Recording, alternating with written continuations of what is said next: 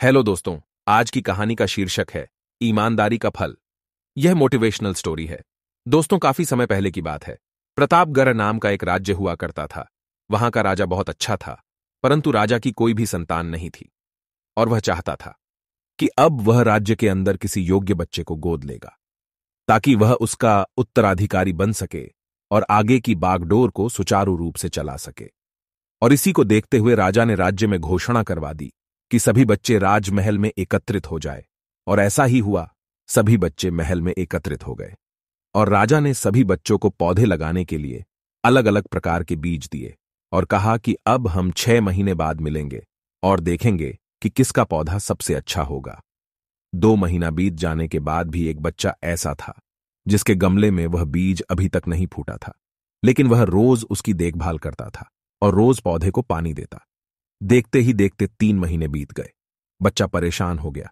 तभी उसकी मां ने कहा कि बेटा, धैर्य रखो, कुछ बीजों को फलने में ज्यादा वक्त लगता है। और वह पौधे को सींचता रहा। 6 महीने हो गए। राजा के पास जाने का समय आ चुका था, लेकिन वह डरा हुआ था कि सभी बच्चों के गमलों में तो पौधे होंगे और उसका गमला खाली होगा। लेकिन वह बच्चा ईमानदार था और सारे बच्चे राजमहल में आ चुके थे।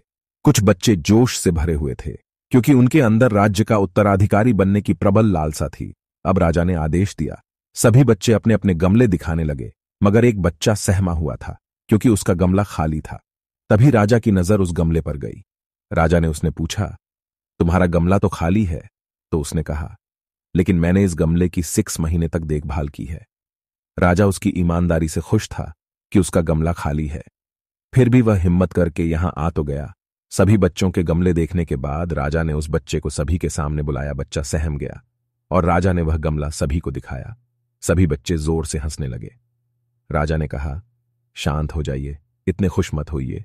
आप सभी के पास जो पौधे हैं वो सब बंजर है। आप चाहे कितनी भी मेहनत कर लो, उनसे कुछ नहीं निकलेगा। लेकिन असली बीज यही था। राजा उसकी ईमानदारी से बेहद खुश हुआ और उस बच्चे को राजा ने राज्य का उत्तराधिकारी बना दिया गया। हमें इस कहानी से क्या सीखने को मिला, कमेंट कर जरूर बताएं। और कहानी अच्छी लगी तो वीडियो को लाइक, शेयर और चैनल को सब्सक्राइब करना ना भूलें। Thanks for watching.